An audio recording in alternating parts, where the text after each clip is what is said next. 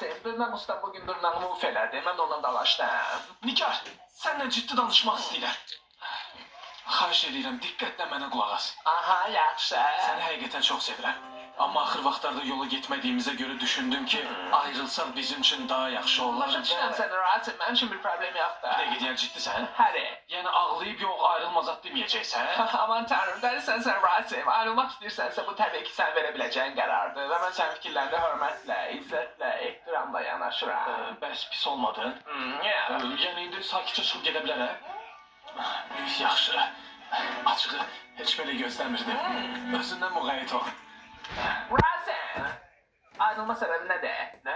Əgər məndən ayrılırsansa onda mənlə bağlı bütün problemləri deməlisən. Nə bilim, yəni axır vaxtlarda dostlarımla görüşməyə ümumiyyətlə icazə vermirdin. Demək olar hər gün bir yerdə Saxla bir dəqiqə. Demək istəyirsən ki, mən səni çox sıxırdı. Yox, Nigar, mən elə demək istəmirdim. Sən məni ümumiyyətlə sıxıb eləməmisən demək olar. Amma dediyimdən elə başa düşdü. Məncə sən bu dəqiqə əsəbi sənliyi düşünürsən. Mən əsəbi deyiləm. Mən bu dəqiqə özümü çox yaxşı hiss edirəm. Mən səni sevirəm, mən səni sevirəm.